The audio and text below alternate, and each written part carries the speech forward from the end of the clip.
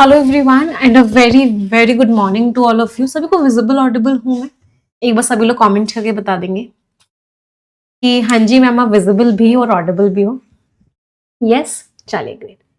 So welcome to the session everyone. आप सभी का हार्दिक स्वागत है आज के सेशन में। और एक छोटी सी प्रेयर के साथ आज का सेशन हम स्टार्ट करने जा रहे हैं। सभी लोग मेरे साथ मिलके बोलेंगे, dear God, dear universe, please help me stay focused, please help me learn and understand better, please help me stay away from all the distractions, please help me maintain a very positive attitude। 30 seconds के लिए सभी लोग अपने मन में सोचेंगे जो आप जिंदगी में चाहते हैं। Please think about it for 30 seconds.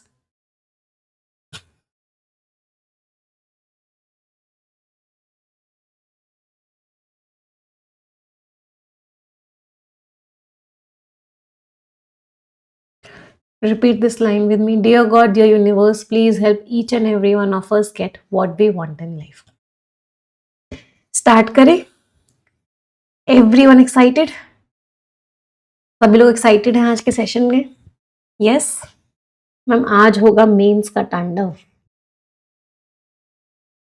चलो, तो मेंस ना मुझे आप सभी को 2 लेवल्स में करवाना है। एक मैं बोल रही हूँ एडवांस लेवल,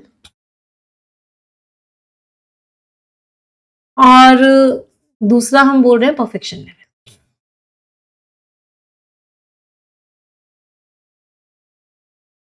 हाँ, नवरात्रि के पहले दिन की आप सभी को बहुत बहुत शुभकामनाएं।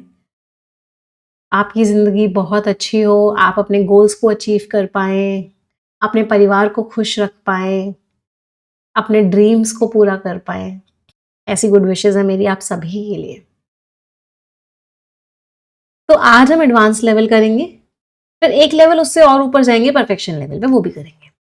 बट आज ये वाला लेवल करेंगे और अगली क्लास जो होगी मेंस की, पैराजंबल की, उसमें हम ये करेंगे। तो एक्साइटेड एवरीवन? सभी लोग सुपर डुपर एक्साइटेड आज की क्लास के लिए? I hope yes. तो पैराजंबल्स मिक्स्ड में क्या होता है? देखो, आपके मेंस में कैसा पैराजंबल आता है, जहां पे पैराजंबल तो है ही, बट उसके अंदर कोई क्वेश्चन और आ जाता है। मान लो उसके अंदर कोई फिल इन द ब्लैंक आ गया, मान लो उसके अंदर कोई एरर डिटेक्शन का क्वेश्चन आ गया, उसके अंदर कोई इन्फ्रेंस का क्वेश्चन आ गया, कोई वर्ड ऑर्डर, वर्ड स्वैप, मतलब पैराजंबल के अंदर ही कुछ और क्वेश्चंस होते हैं। उस तरह के पैटर्न को हम बोलते हैं पैराजंबल्स का मिक्स्ड पैटर्न। चलो, तो आते हैं। तो सबसे पहला पैराजंबल सभी को विजिबल है, तो इसमें आप देख रहे होगे फिल इन द ब्लैंक्स के क्वेश्चन इसके अंदर ही हैं, और एरर डिटेक्शन का क्वेश्चन, सॉरी, फ्रेज रीअरेंजमेंट का क्वेश्चन इसी के अंदर है। तो जब भी मिक्स्ड पैराजंबल आता है, सबसे पहले हम क्या करते हैं बेटा, मिक्स्ड वाले क्वेश्चंस करते हैं। खुद से करोगे सभी लोग? तो इस पूरे पैराजंबल को करने के लिए, हाँ, पहले एक बार खुद से ट्राई तो करो, फिर मैं एक्सप्लेन करूंगी तो और अच्छे से समझ में आएगा कि हम क्या गलती कर सकते थे। तो मैं आपको इस पूरे पैराजंबल को करने के लिए 5 मिनट का टाइम दे रही हूँ। पहले इन ब्लैंक्स को फिल करोगे, इसको अरेंज करोगे, और उसके बाद इस पूरे पैराजंबल को अरेंज करोगे। ठीक है, चलो, all the best everyone and the time starts now. फिर मैं एक्सप्लेन करूंगी डिटेल।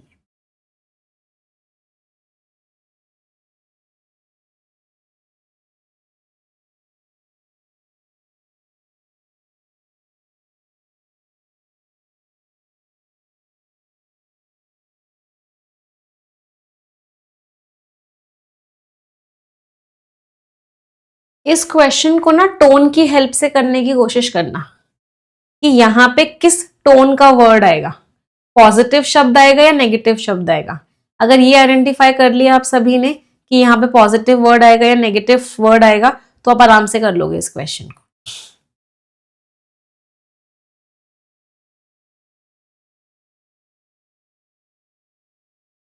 हाँ, मैं थोड़ी थोड़ी सी हेल्प आपकी करती हुई जाऊंगी। टोन आइडेंटिफाई करो बेटा। रिजिड मतलब स्ट्रिक्ट, कि यही फॉलो होना चाहिए और कुछ नहीं। अनचैलेंज, कोई चैलेंज ही नहीं कर रहा स्ट्रक्चर को, मतलब जो होना चाहिए वो यही होना चाहिए, इसके अलावा कुछ नहीं। मतलब लोगों ने ऐसी चीजें बना दी हैं कि इसके अलावा वो कोई और बात सुनने के लिए ही तैयार नहीं है। डेफिसिट लेंस से देख रहे हैं।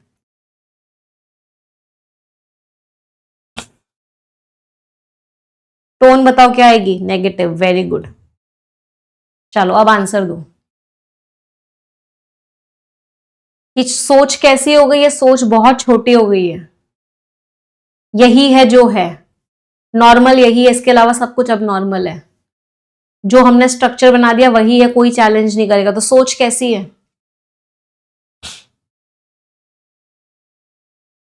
चलो नेक्स्ट।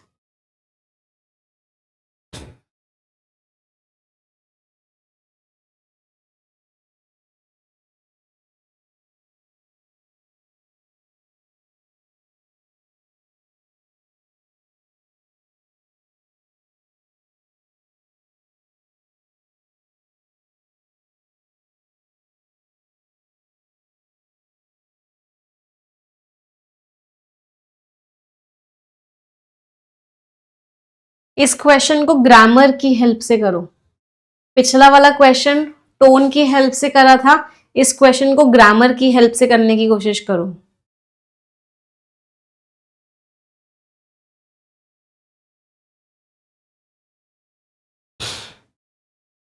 डेल्व के साथ इनटू लगाते हैं, एंगेज के साथ इन लगाते हैं।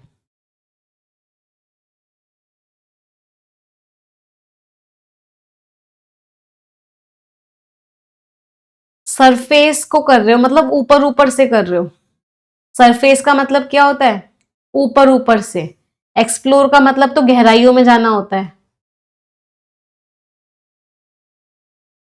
सरफेस मीन्स सिर्फ ऊपर ऊपर से, और एक्सप्लोर का मतलब होता है गहराइयों में जाना, तो सी तो नहीं हो सकता। प्रोब का मतलब भी होता है गहराई में जांच करना।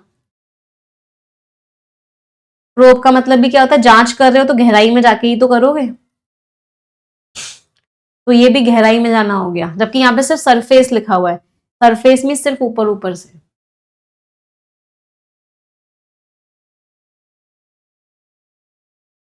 चलो इसको अरेंज करो।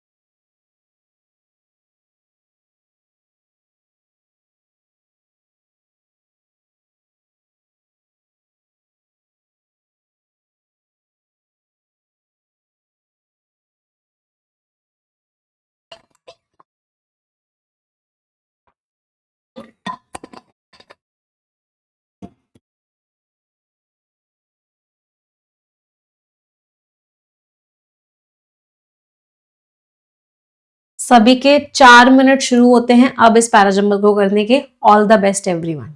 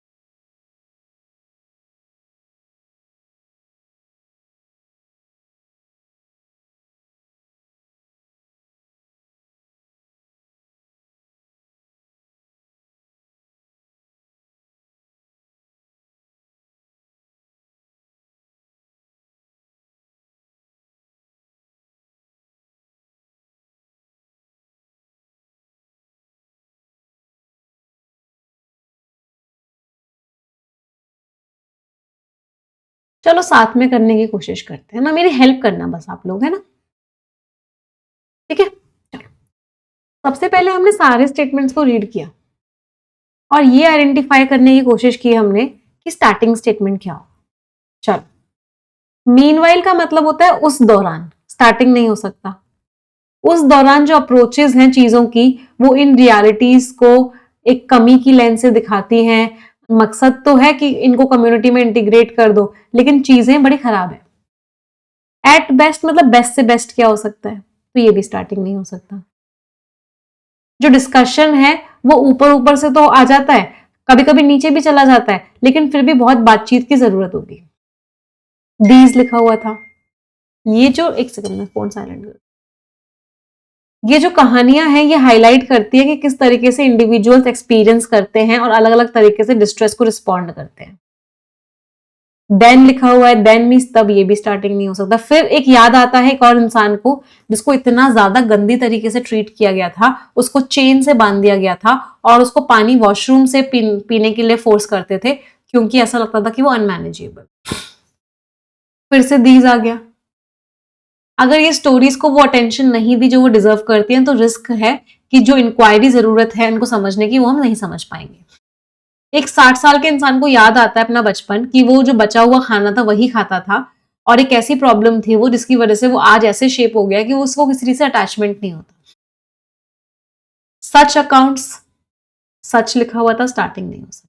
कितने लोगों का पार्ट 1 सही निकला कि उन्होंने आइडेंटिफाई कर लिया कि यू स्टार्टिंग स्टेटमेंट होगा।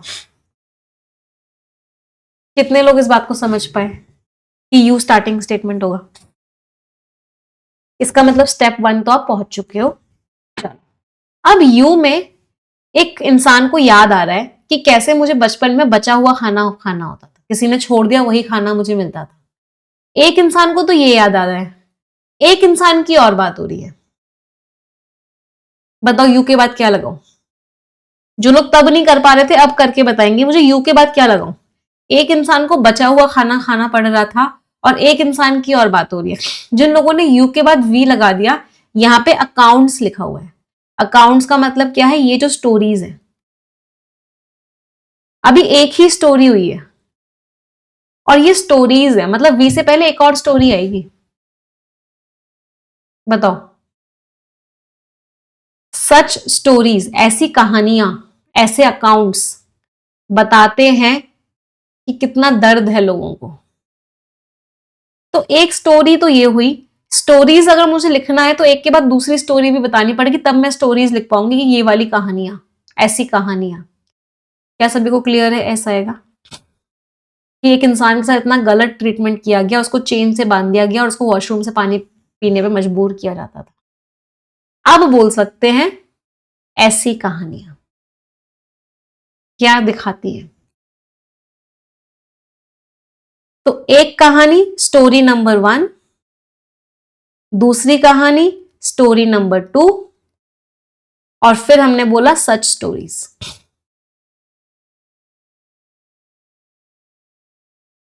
कोई परेशानी यू एस वी में किसी को भी?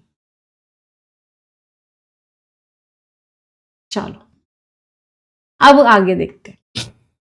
अभी भी हम इन्हीं स्टोरीज की बात कर रहे हैं। These narratives means these stories. एक जगह और स्टोरीज की बात हो रही है, बताओ आर के बाद किसको लगा दूं? स्टोरीज की बात एक जगह और हो रही है, आर के बाद किसको लगा दूं? अगर इन कहानियों को हमने अटेंशन नहीं दिया तो रिस्क है। मतलब एक तरीके से सजेशन दिया हुआ है, तो सजेशन को मैं कहानी बताते टाइम तो नहीं लगा सकती थी, लेकिन अब मैं लगा सकती हूँ। अगर इन स्टोरीज को हमने अच्छे से अटेंशन नहीं दिया तो रिस्क है कि हम समझ नहीं पाएंगे। चलो ये तो हो गई इन सारी कहानियों की बात। अब मेरे पास 2 स्टेटमेंट्स बचे हुए हैं। एक मेरे पास P बचा हुआ है और एक मेरे पास Q बचा हुआ है। अब बस मुझे ये आइडेंटिफाई करना है कि मुझे PQ लिखना है या फिर QP लिखना है। मतलब Q पहले आएगा या P पहले आएगा। चलो P। मीनवाइल मीन्स उस दौरान। मीनवाइल दोस्त एक जैसी बातों के बीच में आता है। मीनवाइल का मतलब क्या होता है? At the same time.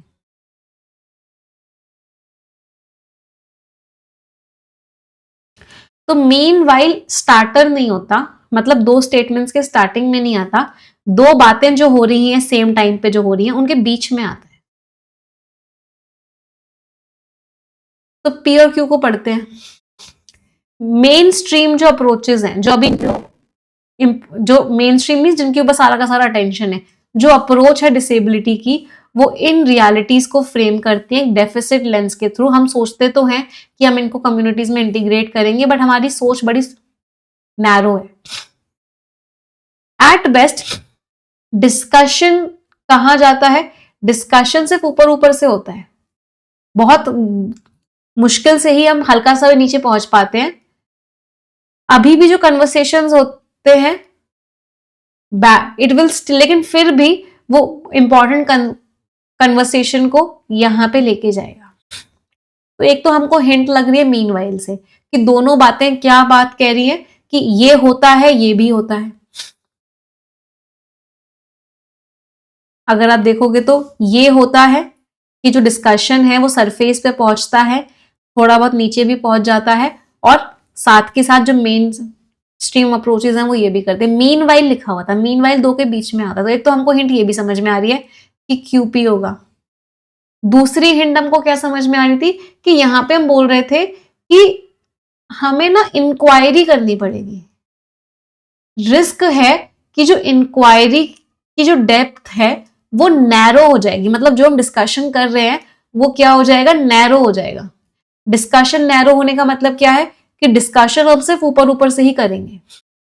तो ये भी एक हिंट थी कि टी का भी क्यू के साथ कॉम्बिनेशन था। तो आप क्यू पी को ऐसे भी समझ सकते थे या टी क्यू से भी कॉम्बिनेशन बना सकते थे। तो फाइनल सीक्वेंस क्या था? Final sequence was U S V R T Q and. Help किसने करी सबसे ज्यादा? हमें इस मीन वाइल करें। मीन वाइल मीन्स उस दौरान, तो ये तो हो रहा है, उस दौरान ये भी हो रहा है। एक बार दोबारा समझते हैं। मेंस का पैराजंबल इतनी आसानी से समझ में नहीं आएगा। सबसे पहले क्या ये बात सभी को क्लियर थी? मीन वाइल लिखा था, एट बेस्ट लिखा था, दीज लिखा था, देन लिखा था, दीज लिखा था, सच लिखा था। तो क्या ये चीज सभी को क्लियर थी कि जो स्टार्टिंग स्टेटमेंट होगा वो यू होगा? अब स्टोरी नंबर 1 ये थी, फिर एक और स्टोरी बताई ऑथर ने, स्टोरी नंबर 2। क्या सभी को यू और एस क्लियर था? तो स्टोरी नंबर 1 और स्टोरी नंबर 2 ये दो ऐसी स्टोरीज क्या दिखाती हैं? ऐसी स्टोरीज दिखाती हैं रियलिटीज को। और ये कहानियां क्या दिखाती हैं कि किस तरीके से ये एक्सपीरियंस करते हैं और डिस्ट्रेस को रिस्पॉन्ड करते हैं। तो USVR एक पूरा का पूरा सीक्वेंस था जो क्या कह रहा था कि एक्चुअल में जो फिजिकली डिसेबल्ड होते हैं या कहीं ना कहीं कोई कमी होती है, उन लोगों को किस तरीके से ट्रीट किया जाता है। चल, अब ये जो कहानियां हैं, अगर हमने इन्हें अटेंशन नहीं दिया तो रिस्क क्या आएगा कि हम समझ नहीं पाएंगे, हमारी जो सोच है बहुत नैरो हो जाएगी। नैरो कैसे होगी कि हम सिर्फ ऊपर ऊपर का ही देख पाएंगे, हम गहराई में नहीं जा पाएंगे। तो हमारी जो इंक्वायरी की जरूरत है, जो डिस्कशन की जरूरत है, जो पता लगाने की जरूरत है, वो बहुत नैरो हो जाएगा। नैरो कैसे होगा कि जो डिस्कशन है वो सिर्फ ऊपर ऊपर की ही बातों को समझ पाएगा, वो बहुत ही मुश्किल से हल्का सा ही नीचे जा पाएगा, वो गहराइयों में नहीं जा पाएगा।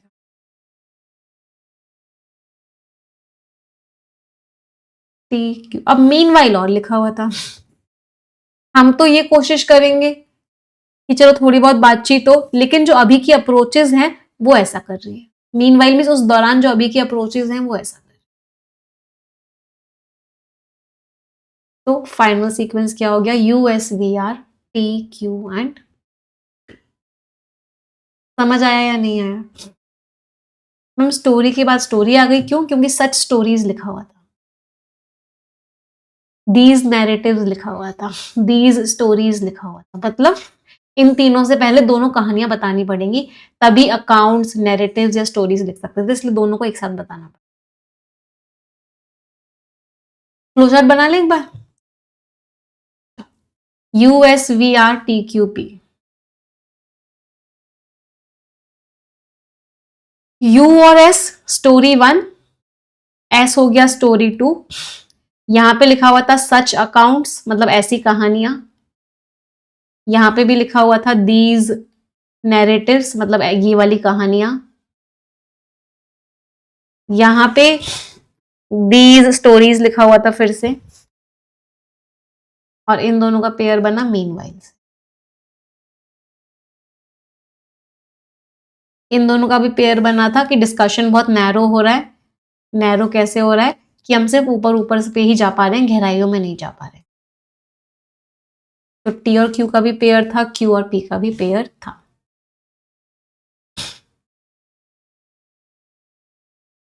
आगे बढ़ी, चलो। आज मेंस लेवल है, सर तो चक्कर खाए गई। बी रेडी फॉर दिस, तैयार हो जाओ। हाँ, तो टोन नेगेटिव आनी थी। अच्छा चलो, इसको क्वेश्चन, अब इस क्वेश्चन में फोकस करो एक बार। आर आपको फिक्स दे दिया था मैंने, आर वॉज फिक्स बेटा, आर हमने फिक्स दिया हुआ था।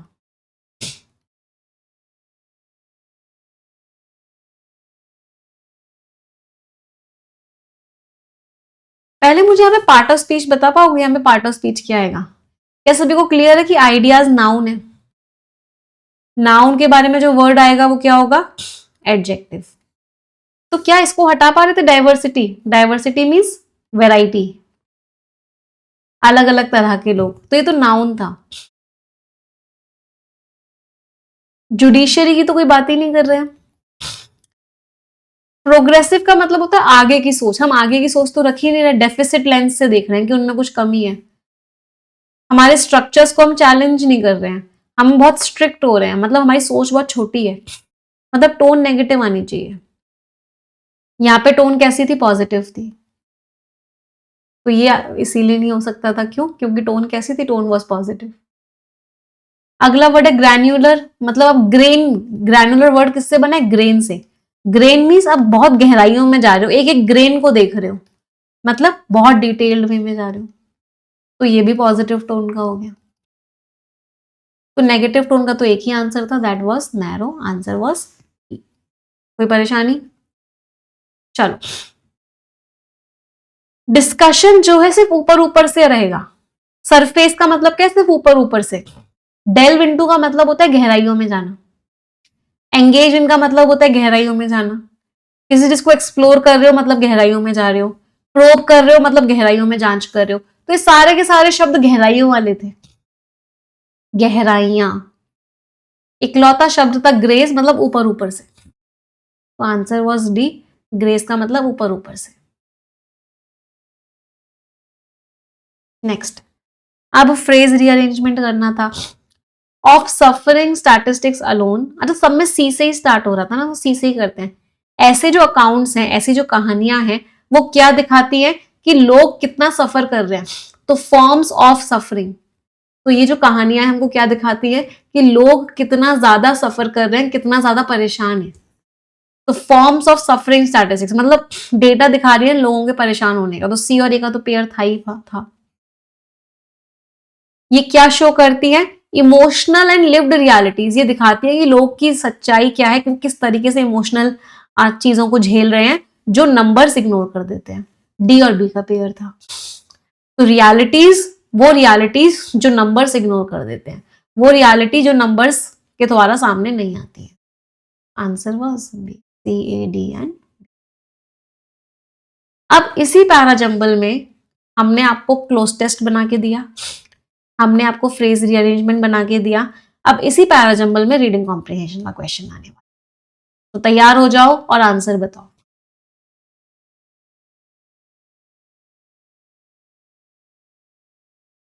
कौन सी लिमिटेशन है? मेन स्ट्रीम मतलब जो पॉपुलर मेंटल हेल्थ डिस्कशन जो चल रहा है, अभी जो मेंटल हेल्थ को लेके डिस्कशन चल रहा है, उसमें क्या कमी है जो पैसेज ने हमको बताई है इन कहानियों को सुना के? बताओ, ऑथर ने क्या बोला है कि डिस्कशन के अंदर क्या कमी है? जो डिस्कशन हो रहा है उसमें क्या कमी है। तो ऑथर ने क्या कमी बताई, पहले मैं आपको समझाती हूँ फिर मुझे आंसर बताना। ऑथर ने बोला कि यार तुम नंबर्स तो बता देते हो, तुम डेटा तो दे देते हो, तुम स्टैटिस्टिक्स तो बता देते हो कि इतने लोगों के साथ है, इतने लोगों के साथ ये प्रॉब्लम है, ये सब है, लेकिन तुम वो कितना झेल रहे हो उनका इमोशनल फीलिंग्स नहीं बता पाते, उनकी रियलिटीज नहीं बता पाते, वो कितना प्रॉब्लम में है वो नहीं बताते। नंबर्स बता देते हो, सब बता देते हो, बट रियलिटीज नहीं बताते, इमोशनल चीजें पे नहीं जा पाते। अब मेरे एक्सप्लेनेशन के बाद बहुत सारे बच्चों को लगा कि ए आंसर है। एक इंपॉर्टेंट बात, हम लिमिटेशन, चलो इसको एक और तरीके से मैं आपको आंसर देना सिखाती हूँ आज। लिमिटेशन की बात कर रहे हैं, मतलब कमी की बात कर रहे हैं, तो कमी नेगेटिव टोन की होनी चाहिए। कमी कैसी होनी चाहिए, नेगेटिव टोन की होनी चाहिए। एक ही टोन पढ़ो,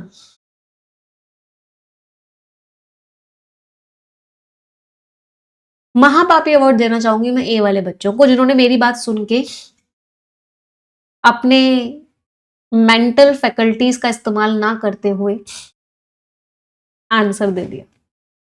statistical data comprehensive means complete, पूरी तरीके से समझा देता है साइको सोशल डिस्ट्रेस को। क्या डेटा आपको समझा देता है पूरी तरीके से डिस्ट्रेस, तो बहुत पॉजिटिव बात होगी। हमें कमी की बात करनी है, चलो ये बात तो सही थी, इमोशनल रेजोनेंस की कमी है, इमोशनल नहीं बता पाता, बट ये तो पॉजिटिव है, इतनी इसकी वजह से गलत हो गया। कोई दिक्कत? चलो अगला देखते हैं। क्वांटिटेटिव अप्रोचेस, क्वांटिटेटिव अप्रोचेस का मतलब क्या, डेटा वगैरह की अप्रोचेस, ये बता नहीं पाती सब्जेक्टिव कि वो इंसान क्या सफर कर रहा है, कॉन्टेक्चुअल उस एनवायरनमेंट में उसको क्या सफरिंग हो रही है।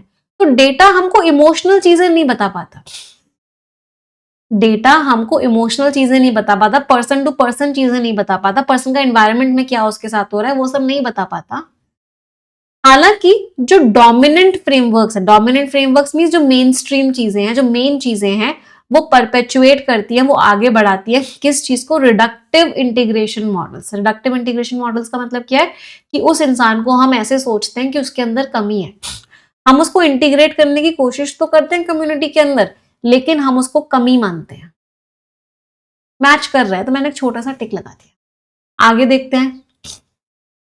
हर किसी की कहानी अलग अलग होती है, हर किसी का ट्रॉमा अलग अलग होता है और सेम नहीं होता, तो अप्रोच नहीं बना सकते साइकेट्रिक केयर की या प्रोटोकॉल की। ऑथर कह रहे हैं सिस्टम की कोई गलती नहीं है, हर किसी की कहानी अलग अलग होती है, तो एक अप्रोच तो नहीं चला सकते। क्या ये कमी है डिस्कशन की? हमें जो मेंटल हेल्थ को लेकर डिस्कशन हो रहा है उसकी कमी बतानी है। तो उसकी कमी ये है कि हम मेंटल हेल्थ को लेकर डिस्कशन में नंबर्स की बात कर रहे हैं, लेकिन नंबर से इमोशंस नहीं समझ में आते। हम मेंटल हेल्थ को लेकर डिस्कशंस में बात कर रहे हैं कि सब लोगों को हमें इंटीग्रेट करना है कम्युनिटी में, लेकिन आज भी हम उनके अंदर कोई कमी मानते हैं। तो ये सिस्टम की कमी नहीं बताई हुई है इसमें, तो बोल रहे हैं सबकी कहानी अलग अलग है, तो सिस्टम क्या करेगा बेचारा। इतनी अलग अलग कहानी है कि बेचारा सिस्टम कुछ कर ही नहीं सकता, तो सिस्टम की गलती नहीं बताई जा रही इसमें। टू और टू का मतलब क्या होता है, इतनी अलग है, इस टू का मतलब होता है इतना, और इस टू का मतलब होता है कि नहीं। It is too hot to go out, इतनी गर्मी है कि बाहर नहीं जाया जा सकता। हर किसी की कहानी इतनी डिफरेंट है कि सिस्टमैटिक अप्रोच नहीं लगाई जा सकती। मेन स्ट्रीम साइकेट्री, जो मेन स्ट्रीम जो डिस्कशंस हो रहे हैं, चीजें हो रही हैं, सक्सेसफुली वर्ड आ गया भाई, फिर से पॉजिटिव टोन हो गई। ये बहुत अच्छे से एड्रेस करती है हर एक इंसान का एक्सपीरियंस। बिल्कुल ही गलत है, नहीं होता भाई हर इंसान का एक्सपीरियंस। गेटर, जो नैरेटिव बेस्ड अप्रोचेस हैं, जो कहानियां वाली अप्रोच होती है, ये गहराई तो दे देती है, लेकिन ये इम्प्रैक्टिकल है, ये काम नहीं करेगी हम इससे इंटरवेंशंस नहीं बना सकते, हम इससे कोई सोल्यूशन नहीं दे सकते, क्योंकि हमारे पास रिसोर्सेज की कमी है। क्या ऑथर ने दूर दूर तक ऐसी कोई बात करी है कि हमारे पास रिसोर्सेज की कमी है, हमारे एनवायरनमेंट में रिसोर्सेज नहीं है, हम बड़े लेवल पे कुछ कर नहीं सकते लोगों के लिए, कहानियां सुना तो सकते हैं बट कुछ कर नहीं सकते क्योंकि रिसोर्सेज की कमी है। इसको क्या बोलते हैं? Completely out of context. Completely out of context का मतलब क्या है? ऐसी कोई बात दूर दूर तक पैसेज में नहीं हुई है। तो आंसर क्या हो गया? आंसर वॉज, समझ आया सभी को? कोई दिक्कत दुविधा परेशानी किसी भी बच्चे को?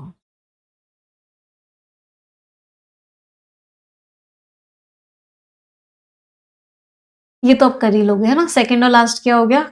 क्या सीक्वेंस बना था? U S V R T Q P, U S V R T Q N P. तो टी एन क्यू कहाँ गया? टी एन क्यू तो है ही। सेकंड और सेकंड लास्ट, सॉरी, सेकंड और सेकंड लास्ट पूछा गया, एस और क्यू। हाँ, ready for the next one? मजा आया? एक और करें? चलो, पूरे 10 मिनट है आपके पास इस पैराजंबल को करने के लिए। So you have 10 minutes for this parajumble. एक स्टेटमेंट मैं आपको फिक्स दे रही हूँ क्योंकि मैं आपको परफेक्शन लेवल नहीं करा रही, तो I am giving you one statement as fixed. एक मिनट दो, एक स्टेटमेंट फिक्स दे देती हूँ मैं। 7 है ना, 1 2 3 4 5 6 7। तो इसमें आपका टी स्टेटमेंट फिक्स्ड है, ठीक है? चलो, ऑल द बेस्ट। पहले फिलर्स वाले क्वेश्चंस करो, बाकी सारे क्वेश्चंस करो, फिर पैराजंबल करना, और कोई रीडिंग कॉम्प्रिहेंशन क्वेश्चन हो तो वो लास्ट में करना।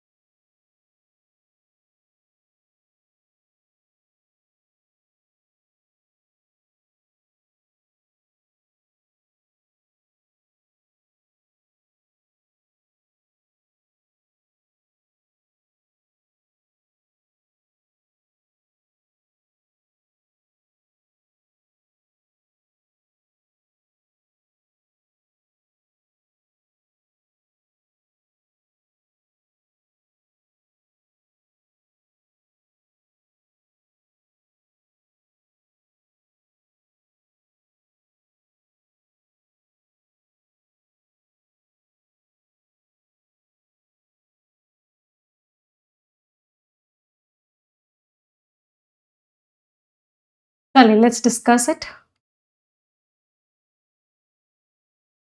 अरेंजमेंट करते हैं। सबसे पहला स्टेप, हमने सारे स्टेटमेंट्स रीड किया।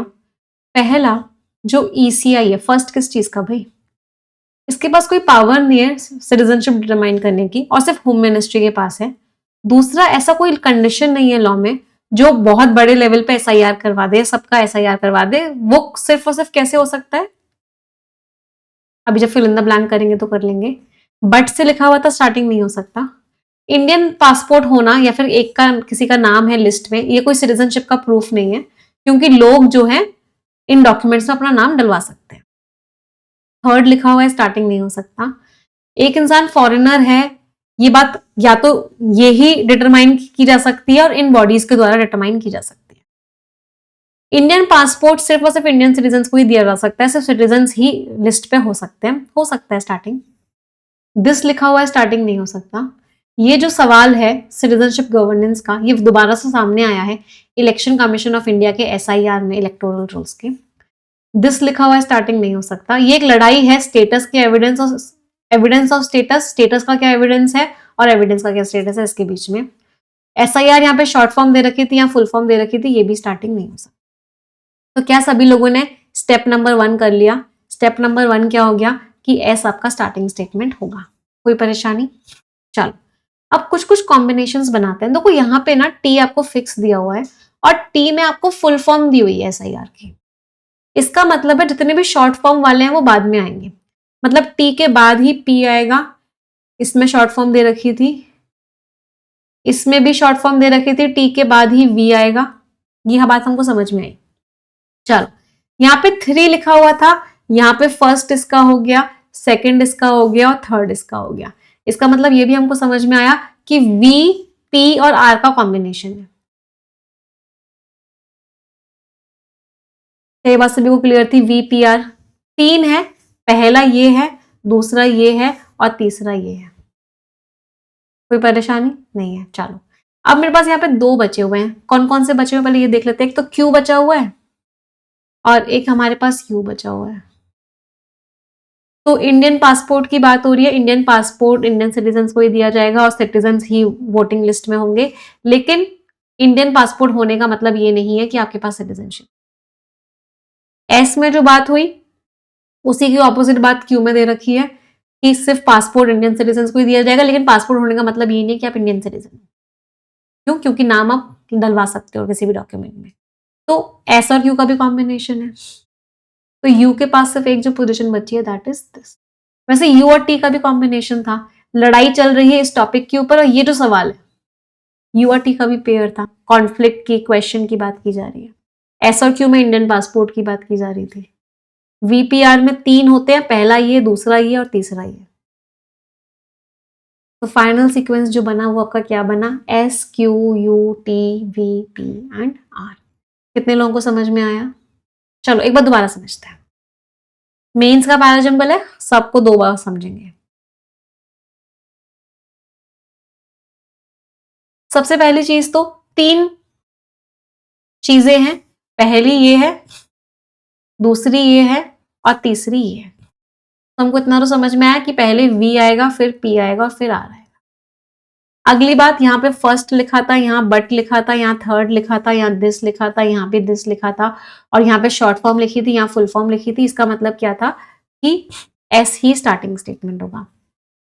अच्छा, टी में फुल फॉर्म दे रखी थी और इस वी में शॉर्ट फॉर्म दे रखी थी, मतलब टी भी जो है वीपीआर से पहले आएगा।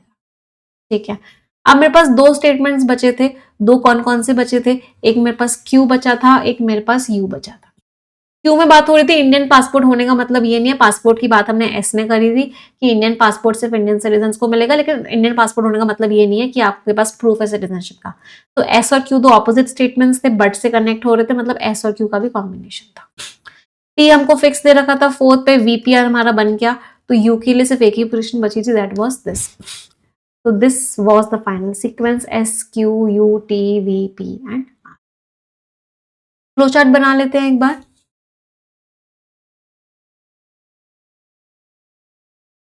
3 रीजंस हैं, पहला ये है, दूसरा ये है, तीसरा ये है। एस और क्यू का पेयर बट की हेल्प से बना, टी मैंने फिक्स कर दिया था आपके लिए। तो यू के पास सिर्फ एक पोजीशन, अगर टी फिक्स भी ना तो भी निकाल सकते थे, यू और टी में दोनों में कॉन्फ्लिक्ट की और क्वेश्चन की बात हो रही थी, तो वैसे भी निकाल सकते थे। और टी में फुल फॉर्म दे रखी थी और वी में शॉर्ट फॉर्म भी दे रखी थी, ये भी एक हिंट थी। चलो अब क्वेश्चंस का आंसर देते हैं। तो ईसीआई के पास कोई पावर नहीं है सिटीजनशिप डिटरमाइन करने की, सिर्फ होम मिनिस्ट्री के पास है, और ऐसा कोई प्रोविजन भी नहीं है, प्रोविजन मीन्स कंडीशन, ऐसी कोई कंडीशन भी नहीं है लॉ में कि पूरा का पूरा ही एसआईआर किया जाए। इसको आप पूरा नहीं करोगे तो कैसे करोगे, सिलेक्ट कर करके करोगे, मतलब यहाँ पे वर्ड क्या है, सिलेक्टिवली। एन मास का मीनिंग होता है पूरा एक साथ, तो अगर पूरा एक साथ नहीं करोगे तो इसका मतलब क्या, सिलेक्टिवली करोगे। कलेक्टिवली मीन्स सबका एक साथ, ग्लोबली मीन्स दुनिया भर का, ब्लैंकेटली मीन्स छुप छुप के, होलिस्टिकली का मतलब भी क्या होता है, सबका एक साथ पूरी तरीके से। अगला देखते हैं, जो लीगल चैलेंज है इन इस एसआईआर के बेसिस पे, तो जो ये स्पेशल इंटेंसिव रिवीजन जो हुआ है, तो उसके बेसिस पे जो हम लीगल चैलेंज कर रहे हैं वो किस चीज पर बेस्ड है। सबसे पहले तो मुझे ये बताओ कि यहाँ पे प्लूरल नाउन आएगा या सिंगुलर नाउन आएगा, या सभी को क्लियर है कि प्लूरल नाउन आएगा। प्लूरल नाउन आएगा तो आपके दो तो वैसे ही एलिमिनेट हो गए, प्रेमाइस का मीनिंग बेस होता है और कंजेक्चर का मीनिंग गैस होता है, ये दोनों तो वैसे ही एलिमिनेट हो गए। आपके पास तीन चीजें बची हैं। सपोजिशन का मीनिंग भी गैस ही होता है, सपोजिशन वर्ड किससे बना है, सपोज वर्ड से बना है, आप किसी चीज को सपोज कर रहे हो, मतलब आप उस चीज को अज्यूम कर रहे हो, गैस तो कुछ नहीं कर रहे ऑथर, तो ये भी एलिमिनेट हो गया। डिडक्शंस का मीनिंग होता है आपने किसी चीज के बेसिस पे कुछ निकाला है, मतलब आपको पहले तीन चीजें दे रखी है, उसके बेसिस पे आपने कुछ इन्फर किया है, एक तरीके से इन्फ्रेंस होता है ये, डिडक्शन होता है, आपने किसी चीज के बेसिस पे निकाला है, तो आपने कुछ निकाला नहीं, आप तो बेसिस बता रहे हो, मीन्स तीन ग्राउंड्स, ग्राउंड्स का मतलब क्या, बेसिस, तो तीन रीजंस हैं जिसके बेसिस पे हम ये बात कह सकते हैं। तो answer was what, answer was a. Clear, अगर प्रेमाइसेस लिखा होता तो ये भी आंसर हो सकता, अगर यहाँ पे प्रेमाइसेस लिखा होता तो this also would have been the answer. Deductions means आपको ऑलरेडी तीन चीजें दे रखी है, उसके बेसिस पे, इन चीजों को बेसिस मानते हुए आप कुछ निकाल रहे हो, आप कुछ इन्फ्रेंस कर रहे हो, कुछ कंक्लूजन निकाल रहे हो, उसको डिडक्शन बोलते हैं। अगला था एरर बताना था, एक इंडियन पासपोर्ट होना या फिर अपना नाम होना लिस्ट में, नो प्रूफ तो वर्ब होती है ना, नो एडजेक्टिव है, तो एडजेक्टिव नाउन के बारे में बताएगा, तो क्या आएगा, नो प्रूफ ऑफ सिटीजनशिप, ये कोई सिटीजनशिप का प्रूफ नहीं है। यहाँ पे हालांकि एक और एरर थी, कैन के साथ वर्ब की फर्स्ट फॉर्म आती है, वो नहीं दे रखी थी, तो लोग फोर्स कर सकते हैं या फिर उन्होंने अपना नाम झूठा लिखवा लिया है, तो ये भी एरर थी, बट इसको मैंने ठीक कर दिया था, तो इकलौती एरर जो आपको मार्क करनी थी वो ये थी, तो प्रूफ की जगह क्या आएगा, प्रूफ आएगा। कैन के साथ वर्ब की फर्स्ट फॉर्म आती है, वो नहीं दे रखी थी, इसलिए ये प्रॉब्लम और थी। जो लीगल चैलेंज है एसआईआर के अगेंस्ट, इसके बहुत सारे ग्राउंड्स हैं। अच्छा, यहाँ पे आपको हिंट मिल गई थी, अगर आपको उस क्वेश्चन का आंसर नहीं पता था सेकंड वाले का, तो यहाँ पे आपको हिंट मिल गई थी इस क्वेश्चन में, ग्राउंड्स यहाँ ऑलरेडी लिखा हुआ था। बेसिस बेटा सिंगुलर होता है, तो ग्राउंड का वो प्लूस मीनिंग है, ग्राउंड, इस ग्राउंड पे, इस बेसिस पे। तो कौन से हैं जिनको मेंशन नहीं किया है ऑथर ने, हाँ, इलेक्शन कमीशन के पास पावर नहीं होती है सिटीजनशिप देने की, ये लिखा था ऑथर ने। Citizenship act foreigner discrimination home ministry को देता है, ये भी लिखा था। इलेक्टोरल लॉ की जो कंडीशंस हैं वो सब बड़े लेवल पे मना करती हैं, ये भी लिखा हुआ था। स्पेशल इंटेंसिव रिवीजन जो है सिटीजन का फंडामेंटल राइट तोड़ता है, ऐसा नहीं लिखा हुआ था कुछ भी। फॉरेन ट्रिब्यूनल जो बने हुए हैं उनके पास भी अथॉरिटी होती है, ये भी लिखा हुआ था। तो ये चारों के चारों लिखे हुए थे, सिर्फ और सिर्फ फंडामेंटल राइट के बारे में कुछ भी नहीं लिखा हुआ था, तो आंसर क्या हो गया, डी। फर्स्ट और लास्ट स्टेटमेंट क्या था भाई, first was S, last was R, S and R. समझ आया सभी को, एक और करें, shall we do one more, चलो one more for all of you. अब ये तीसरा है ना, इसमें मैं आपको कोई फिक्स नहीं दे रही, स्टार्टिंग के दो में मैंने आपको फिक्स दिया, बट अब मैं आपको कोई फिक्स नहीं दे रही, अभी आपको खुद से करना है पूरा, ठीक है। चलिए, ऑल द बेस्ट एवरीवन, आपका टाइम शुरू होता है अब।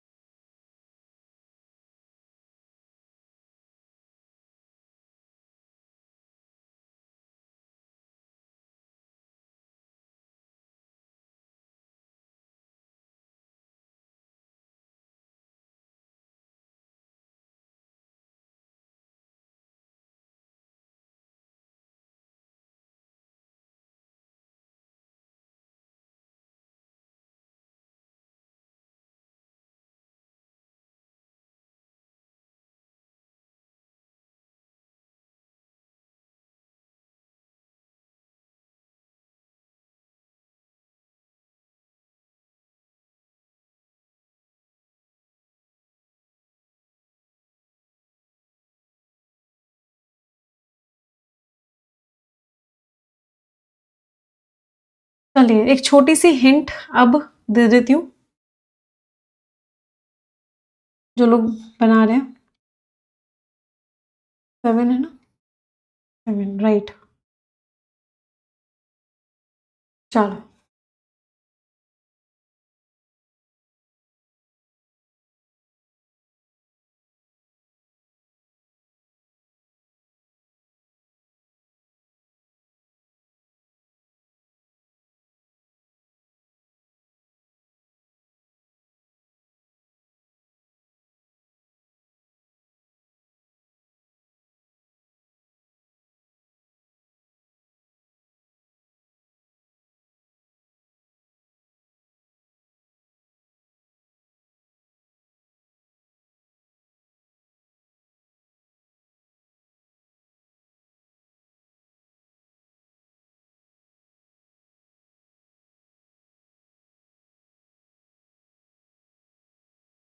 करें डिस्कस। अच्छा बस पहले मुझे एक छोटी सी बात बताना, a lot of examples of this, ये किसका एग्जाम्पल है? एक हिंट ही दे दें चलो, आप लोग मुझे लग रहा है गलती कर रहे हो। ये आर किसका एग्जाम्पल है, बस मुझे ये बता दो। कपड़े फ्रिक्शन के दौरान आ रहे, स्पार्क्स आ रहे हैं, आर किसका एग्जाम्पल है?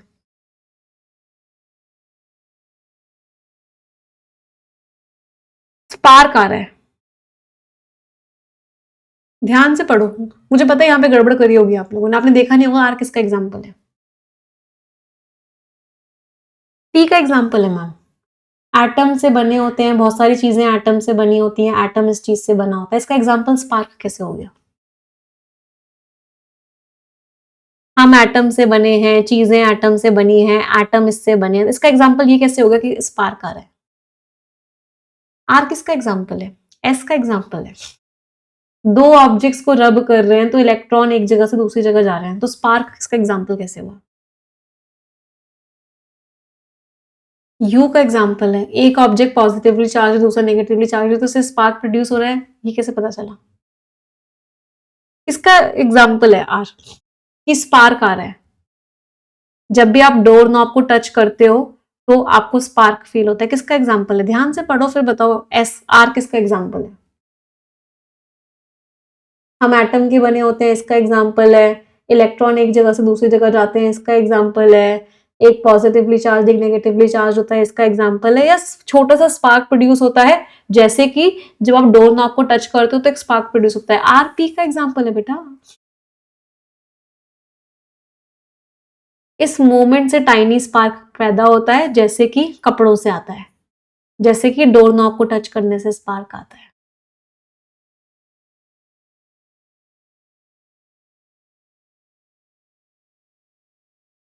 तो आर एग्जाम्पल है पी का, ठीक है।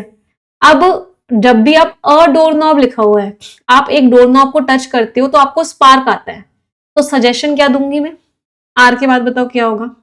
जैसे ही आपने डोर नॉब को टच किया, अचानक से स्पार्क आया, तो अगली बार जब ऐसा हो ना, तो याद करना इस थ्योरी को। या पी आर क्यू सभी को क्लियर है?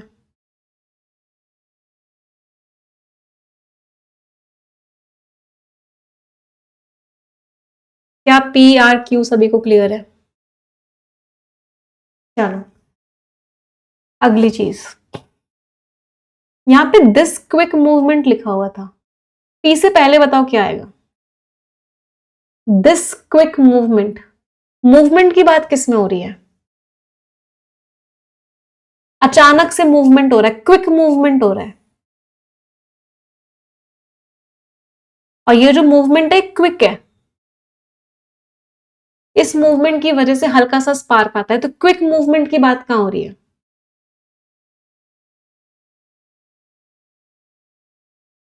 यहां पे मूव तो हो रहा है बट क्विक नहीं हो रहा, क्विक किस में हो रहा है?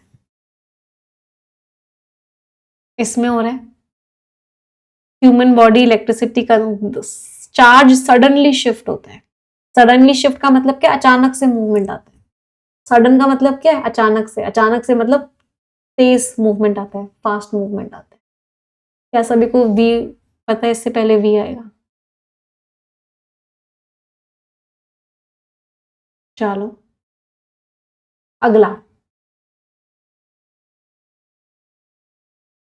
इन दिस मैनर, इस तरीके से एक ऑब्जेक्ट पॉजिटिवली चार्ज हो जाता है, दूसरा ऑब्जेक्ट नेगेटिवली चार्ज हो जाता है। कैसे होते हैं ये? यू से पहले बताओ क्या आएगा। इस तरीके से क्या होता है कि एक ऑब्जेक्ट तो पॉजिटिवली चार्ज हो जाता है और एक नेगेटिवली चार्ज। कैसे? इलेक्ट्रॉन्स मूव करते हैं एक सरफेस से दूसरी तरफ, तो यहां से इलेक्ट्रॉन यहां गया, तो जहां पे इलेक्ट्रॉन गया वो नेगेटिव हो गया और जहां से गया वो पॉजिटिव हो गया। तो जब इलेक्ट्रॉन मूव करते हैं एक जगह से दूसरी जगह, तो जहां पहुंचे वो नेगेटिव हो गया और जहां से खाली किया वो पॉजिटिव हो गया। तो एक पॉजिटिव हो जाता है, एक नेगेटिव हो जाता है। क्या सभी को एस और यू क्लियर है?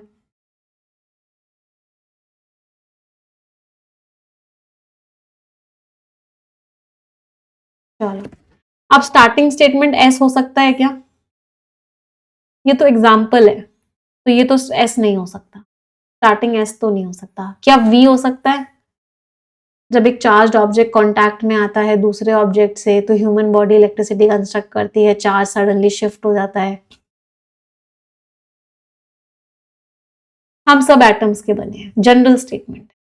ये सब एग्जांपल्स थे, ये सारे पर्टिकुलर स्टेटमेंट्स थे। जनरल स्टेटमेंट हमेशा पहले आता है। तो हम सब एटम्स के बने हैं, बहुत सारी चीजें बनी हैं। एटम्स प्रोटॉन्स के, इलेक्ट्रॉन्स के, न्यूट्रॉन्स के बने हैं। प्रोटॉन्स, इलेक्ट्रॉन्स, न्यूट्रॉन्स सबकी बात करी, फिर हमने एक केस समझाना स्टार्ट कर दिया। तो T S U V P R, this was the final sequence. एक बार दोबारा समझे? चलो एक बार दोबारा समझते हैं।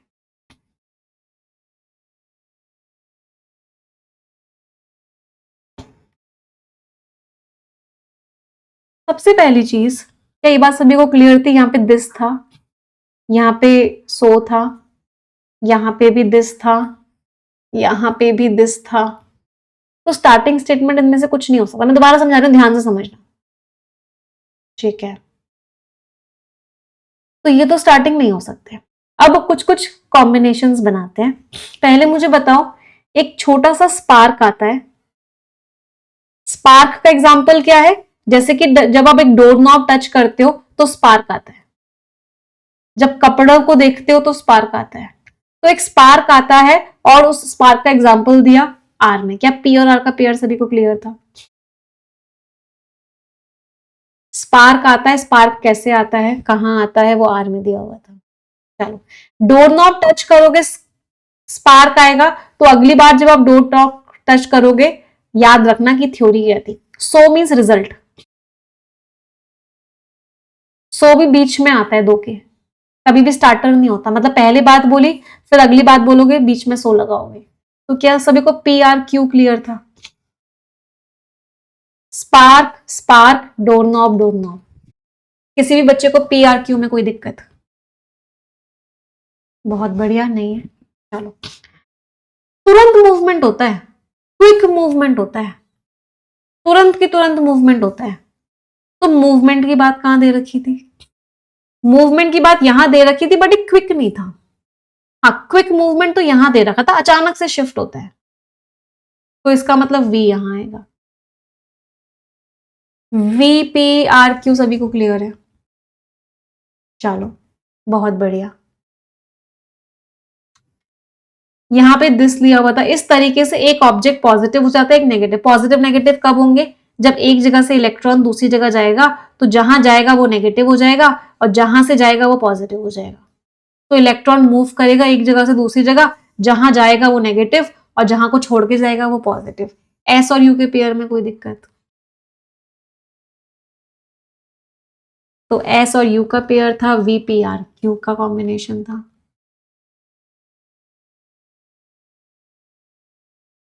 टी आपका स्टार्टिंग स्टेटमेंट था। क्यों? क्योंकि ये जनरल स्टेटमेंट था, सबकी बात हो रही थी। प्रोटॉन्स, इलेक्ट्रॉन्स और न्यूट्रॉन्स हैं। तो प्रोटॉन्स, इलेक्ट्रॉन्स और न्यूट्रॉन्स में से हमने इलेक्ट्रॉन की बात करी सबसे पहले। इसका मतलब टी और एस का भी कॉम्बिनेशन था। तो मतलब एस और यू यहां आया, वी पी आर क्यू यहां आया। So this was the final sequence, T, S, U, V, P, R and Q. मजा आया? समझ आया? फ्लो चार्ट बना लेते हैं पहले एक बार। T S U V P R N Q, यही था। V और P दिस मूवमेंट, P और R example, R and Q door knob, S and U positively charge negatively charge, और T आपका जनरल स्टेट।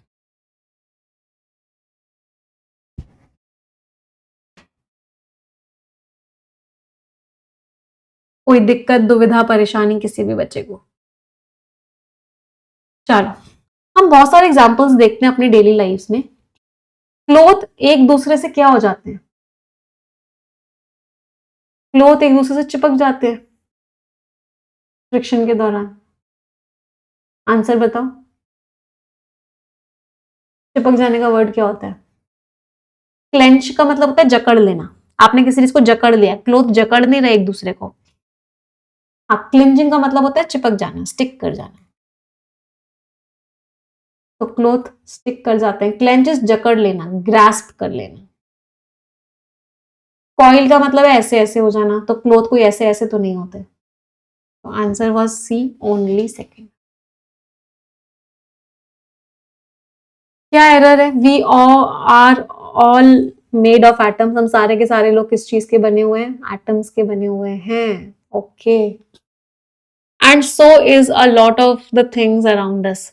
और सो इज क्यों लगा दिया? भाई बहुत सारी चीजों की बात हो रही है, बहुत सारी चीजों की बात हो रही है, तो क्या लगाऊंगी? And in turn atoms protons electrons और न्यूट्रॉन से बने हुए हैं। तो what is the answer? Answer is B. इसकी जगह क्या आएगा? आर आएगा। अरेंज करना है, just as well as metal does. When a charged object comes in contact, the other object to balance itself. The human electricity conducts electricity. The human body conducts electricity. The charge suddenly shifts. The charge suddenly shifts to the other object. एक तो मुझे ई और सी का pair समझ में आया। Charge shift होगा, कहाँ शिफ्ट होगा? दूसरे ऑब्जेक्ट पे शिफ्ट होगा। ई और सी का पेयर समझ में आया, तो ये भी गया, ये भी गया, ये भी गया। Answer was D A B E C. Check कर लेते हैं। तो ह्यूमन बॉडी इलेक्ट्रिसिटी कंस्ट्रक्ट करती है जैसे ही मेटल करता है, और जब एक चार्ज ऑब्जेक्ट कांटेक्ट में आता है तो जो चार्ज है वो सडनली शिफ्ट हो जाता है दूसरे ऑब्जेक्ट की तरफ अपने आप को बैलेंस करने। Answer was D. इस क्वेश्चन का आंसर बताओ। वी ऑल आर भी सही है, वी आर ऑल भी सही है, दोनों सही है, इसलिए हमने उसमें कोई एरर मार्क नहीं किया। चलो, कौन सा स्टेटमेंट ट्रू है?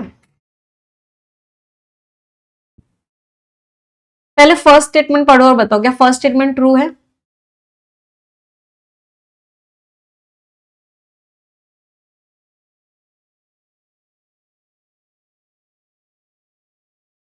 इलेक्ट्रॉन्स एक सरफेस से दूसरे सरफेस पे जाते हैं, एक पॉजिटिव हो जाता है दूसरा नेगेटिव हो जाता है, ये तो लिखा ही था। चलो सेकंड बताओ, सेकंड ट्रू है फॉल्स है? ह्यूमन बॉडी की जो इलेक्ट्रिकल कंडक्टिविटी है बहुत खराब है मेटल से कंपैरिजन में। खराब तो कहीं नहीं लिखा हुआ, इंफीरियर वर्ड खराब है नहीं। इतने से आंसर दे पा रहे हैं। सेकंड तो फॉल्स है ना, तो ये भी एलिमिनेट हो गया, ये भी एलिमिनेट हो गया, ये भी एलिमिनेट हो, नहीं दे पा रहे। स्पार्क जब आता है, जब एक डोर नॉब को टच करते हो, वो इसलिए आता है क्योंकि बहुत तेजी से चार्ज मूव कर जाता है बैलेंस बनाने के लिए। बिल्कुल सही है, बहुत तेजी से मूव करता है भाई। क्विक मूवमेंट लिखा हुआ था, रैपिड रीडिस्ट्रीब्यूशन, बहुत तेजी से मूव करता है बैलेंस बनाने के लिए। Answer was C, both first and third, first और थर्ड दोनों सही है। सिक्स्थ और फोर्थ स्टेटमेंट क्या था? सिक्स्थ आर और फोर्थ क्या था? वी। R and V. मजा आया? Did you enjoy today's session everyone? Yes और नो माय चैंपियंस? देखो मेंस लेवल में अभी सारे सही नहीं निकलेंगे, बट आप इतना मेक श्योर करो कि कम से कम एक पेयर तो सही बनाओ। अगर आप एक पेयर भी अभी स्टार्टिंग में सही बना पा रहे हो मेंस लेवल में, इट्स अ ह्यूज अचीवमेंट। पहला अचीवमेंट मैं बोलूंगी स्टार्टिंग स्टेटमेंट अगर ढूंढ पा रहे हो तो, अगर एक पेयर सही बना पा रहे हो तो, ऐसे करते करते ही आगे बढ़ना है। ऐसे क्वेश्चंस बनाना भी बहुत टफ होता है, ऐसे क्वेश्चंस करवाना भी बहुत टफ होता है, सॉल्व करना भी बहुत टफ होता है, बट टफ चीज को देख के हमें हार नहीं माननी होती। That is the learning.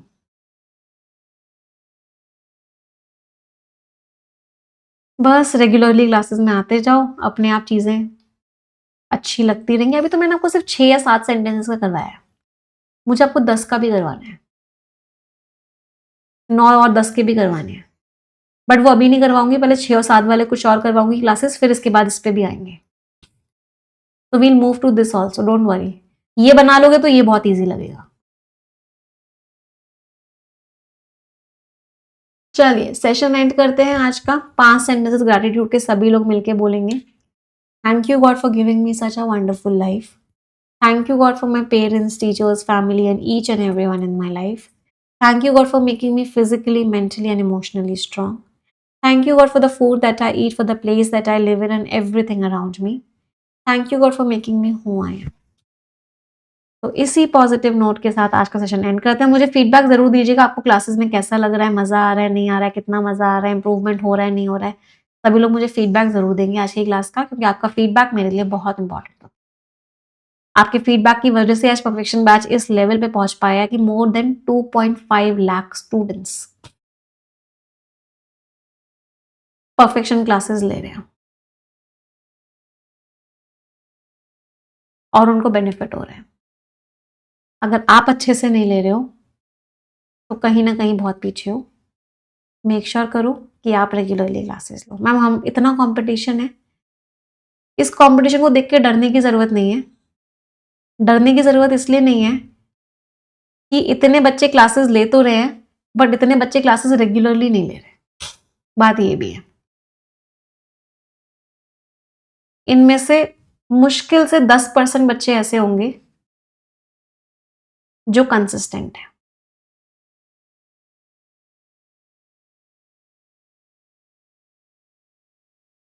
हफ्ते में 1 या 2 क्लास लेने से कोई फायदा नहीं होता, हफ्ते में 5 की 5 क्लास लेने से फायदा। Consistency is the key.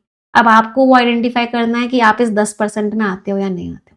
तो आपका जो कंपटीशन है वो इन 10% बच्चों से है, इन बाकी के 90% बच्चों से कोई कंपटीशन ही नहीं है। वो सिर्फ अपने आप को खुश फील करवा रहे हैं कि हमने परफेक्शन बैच ज्वाइन करके रखा हुआ है और हम परफेक्शन बैच की क्लासेस गैप्स में ले रहे हैं। सिर्फ अपनी खुशी के लिए वो बच्चों ने परफेक्शन बैच ज्वाइन कर लिया है। एक्चुअल में जो सीरियस बच्चे हैं वो 10% ही होंगे।